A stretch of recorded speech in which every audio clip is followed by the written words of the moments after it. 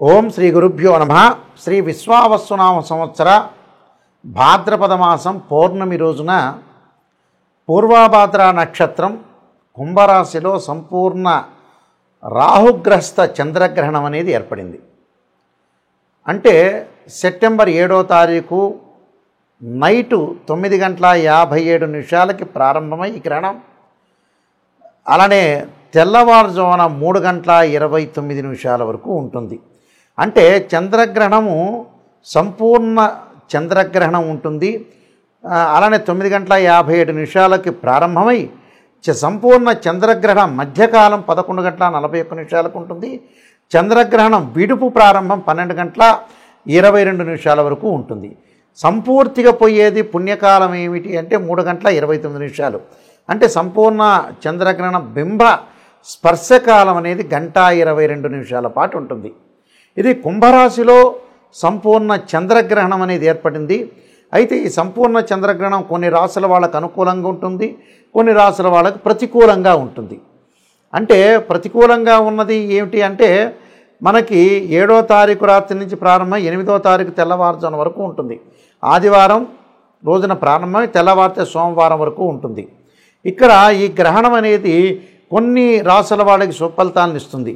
ఆ సుఫలితాలను ఎవరికంటే మేషము, ధనస్సు, వృషభము, కన్యా రాశుల వాళ్ళకి సుఫలితాలను ఇస్తుంది. ఈ నలుగురికి కూడా అదృష్ట రాజయోగం కలిసి వచ్చే అవకాశం అనేది బాగా ఎక్కువగా ఉంటుంది. కుంభరాశి, వృశ్చిక రాశి, కర్కాటకము, మీనం వాళ్ళకి దోషంగా ఉంటుంది. అలానే మకరము, తుల, సింహము, మిథున రాశి వాళ్ళకి మధ్య రకమైన ఫలితాలు వస్తాయి.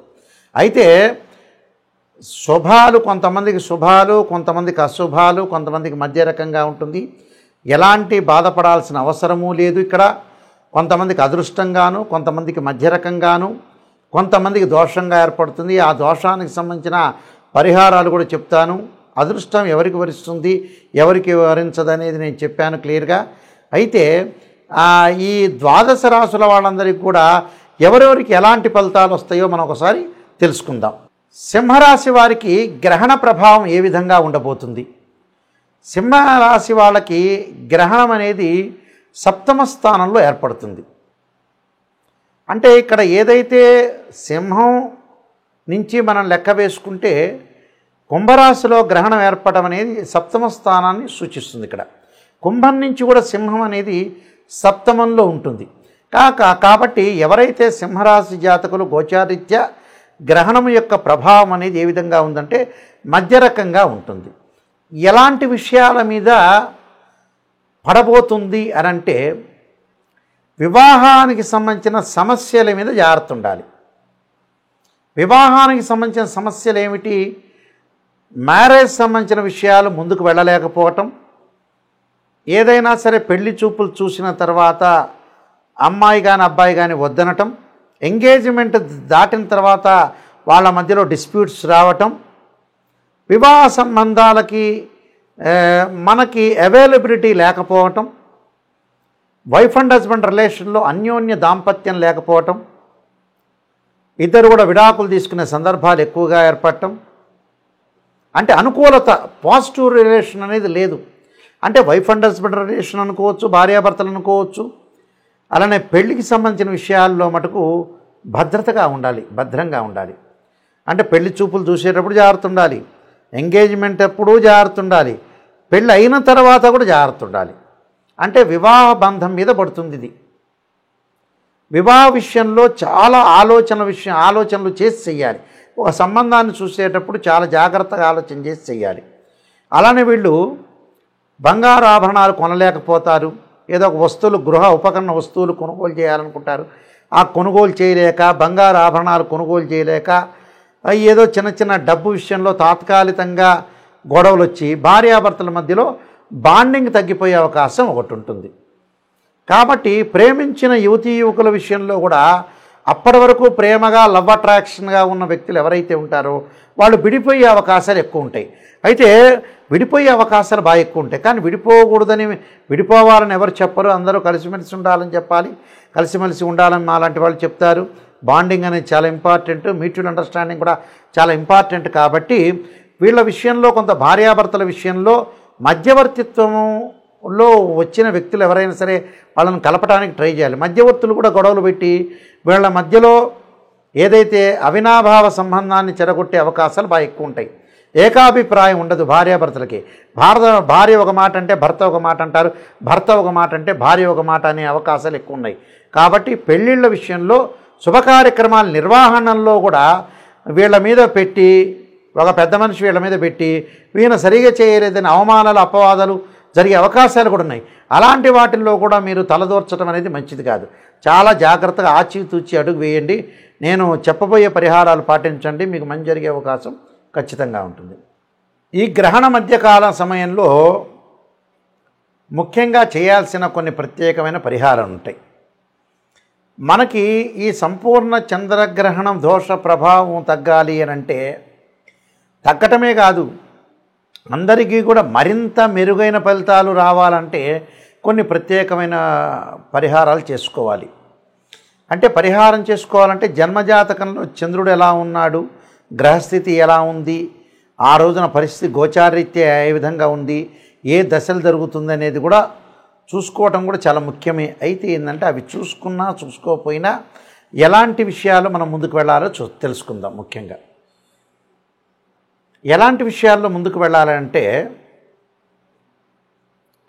ఇక్కడ ఈ గ్రహణ సమయంలో పట్టు విడుపు స్థానం అనేది ఉంటుంది. అంటే గ్రహణం పట్టేటప్పుడు నదీ స్థానం కానీ సముద్ర స్థానం కానీ చేయాలి. అది కుదరని పక్షంలో ఇంట్లో స్నానం చేయటం కానీ చేసిన తర్వాత ఏదైతే మనం సాయంకాలం పూట 9:57 చంద్రగ్రహణం అనేది మనకు ప్రారంభం అవుతుంది. ఇది భారతదేశంలో కనపడుతుంది, న్యూయార్క్లో కనపడదు. ఈ గ్రహణం పట్టిన తర్వాత 9:57 స్నానం చేయటం అనేది చేయాలి. అలానే విడుపు స్థానం అంటారు. రాత్రి 12:22 విడుపు స్థానం అంటారు. అంటే విడుపు స్థానం అంటే ముగింపు చివరికి ఎప్పుడు ముగింపు అవుతుందంటే 1:26 ముగింపు అవుతుంది. అంటే 1:26 స్నానం చేయాలి. అంటే 9:57 ఒక స్థానం, 1:26 ముగింపు స్నానం చేయాలి. చేసిన తర్వాత ఇక్కడ ఓం నమః శివాయ పంచాక్షరి చేసుకోవటం, ఆ గ్రహణ సమయ కాలంలో జపం చేసుకోవాలి. ఎప్పుడు కూడా గ్రహణ సమయ కాలంలోనే జపం చేయాలి. ఎలాంటి జపం చేయాలి? ఓం నమః శివాయ పంచాక్షరి, అలానే ఓం నమః శివాయ పంచాక్షరితో పాటు రుద్రగాయత్రి మంత్రం తత్పురుషాయ విద్యే మహాదేవాయ ధీమహే తన్నో రుద్ర ప్రచోదయాత్ అనే మంత్రాన్ని చక్కగా చదువుకోవటం, ఓం నమో నారాయణాయ నమః అనే మంత్రాన్ని చదువుకోవటం, రాహుగ్రస్తమైన చంద్రగ్రహణం ఏర్పడటం వల్ల తప్పకుండా చేయాల్సింది ఏంటంటే సుబ్రహ్మణ్య స్వామి యొక్క ఆరాధన. తత్పురుషాయ విద్యే మహాసేనాయ ధీమహే తన్నో షణ్ముఖ ప్రచోదయాత్, నాగరాజాయ విద్యే పృథ్వీధరాయ ధీమహే తన్నో సర్ప ప్రచోదయాత్ అనే మంత్రాన్ని కూడా చదువుకోవాలి. చక్కగా దర్భాసనం మీద కూర్చొని రుద్రాక్షమాలతోటి ఏ మంత్రం రాకపోయినా ఓం నమః శివాయ అనే పంచాక్షరి మంత్రాన్ని చదువుకోవటం వల్ల అన్ని రకాల సమస్యలు తొలగిపోతాయని అర్థం. అంటే సర్వదోషాలు ఉన్న వాళ్ళకి, ఎందుకంటే గ్రహణ ప్రభావం అనేది ఎలా ఉంటుందని అంటే ఏదైతే గ్రహణం అనేది ఏర్పడిందో చంద్రగ్రహణం మళ్ళీ చాలా కాలం పాటు ఆ చంద్రగ్రహణం యొక్క ప్రభావం అనేది ఒకటి ఉంటుంది. మినిమంగా మనకు శాస్త్రంలో చెప్పినట్టుగా 3 నెలల పాటు ఆ గ్రహణ ప్రభావం ఉంటుంది. కాబట్టి 3 నెలల తర్వాత ఆ గ్రహణ ప్రభావం తగ్గుతుంది అని అర్థం. ఈ 3 నెలల పాటు ఉన్న గ్రహణ ప్రభావం ఎవరికైతే ఉంటుందో వాళ్ళందరూ కూడా ఖచ్చితంగా గ్రహణ సమయంలో జపం చేయటం చాలా ఇంపార్టెంట్. అలానే గాయత్రి మంత్ర జపం చేయటం కూడా చాలా చాలా మంచిది. అంటే జపం వల్ల ఏమవుతుందంటే మనకు మోక్ష మార్గం, జపం వల్ల జాతకపరంగా ఉండే దోషాలు తొలగిపోతాయని శాస్త్రంలో చెప్పారు. ఆ జప సమయంలో ఓం నమః శివాయ ఒక్కసారి పంచాక్షరి చేసినా అది 1000 రెట్ల ఫలితం ఇస్తుందని శాస్త్రంలో చెప్పారు. కాబట్టి ఖచ్చితంగా గ్రహణ సమయంలో భగవంతుడి యొక్క ఆరాధన చేయటం వల్ల చాలా మంచి జరిగే అవకాశాలు ఎక్కువగా ఉంటాయి. కాబట్టి గ్రహణ సమయంలో కార్యక్రమాలన్నీ కూడా మనం భగవంతుడి యొక్క ఆరాధన చేయటం, చాలా మంచిది. ఆరాధనతో పాటు చాలామంది కూడా ఈ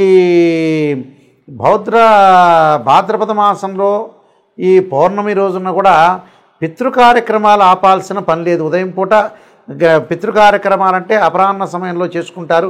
ఆ అపరాహ్న సమయంలో కార్యక్రమంలో చేసుకోవచ్చు వాళ్ళు, తప్పులే. 7వ తారీఖు ఉదయం అయినా 8వ తారీఖు ఉదయం పూట అయినా అపరాహ్న సమయం అంటే 1:30కి మధ్యాహ్నం పూట చేస్తారు. పితృ కార్యక్రమాలు నిర్వహించుకోవచ్చు. పితృ కార్యక్రమాల సమయంలో తద్దినాల ఆబ్దికాల సమయంలో గ్రహణం ఉండదు కాబట్టి చేసుకోవచ్చు. దాని తర్వాత గర్భవతులు, ముఖ్యంగా ఎవరైతే గర్భవతులు ఉన్నారో వాళ్ళు గృహంలోనే ఉండవచ్చు. అయితే తమ కార్యక్రమాలు చాలామంది కూడా బెడ్ మీద నుంచి లేవకూడదు, బయటికి వెళ్ళకూడదు, వాష్రూమ్కి వెళ్ళకూడదు, ఇలాంటి ఇబ్బందులు ఏం లేవు. వాష్రూమ్కి వెళ్ళొచ్చు. గ్రహణాన్ని వీక్షించకుండా ఉంటే చాలు. కానీ లోపల ఇంటిలో వాళ్ళ కార్యక్రమాలు కానీ, వంట చేసుకోవచ్చు కానీ, వాష్రూమ్లకు వెళ్ళటం కానీ ఇవన్నీ కూడా తమ కార్యక్రమాలన్నీ కూడా వీళ్ళు చేసుకోవచ్చు. ఆ కార్యక్రమాలు చేసుకొని ముందుకు వెళ్ళొచ్చు. ఎలాంటి ఇబ్బందికరమైన వాతావరణం అనేది లేదు. గర్భవతులు ఇలాంటి నియమాలు పాటించడం అనేది చాలా మంచిది.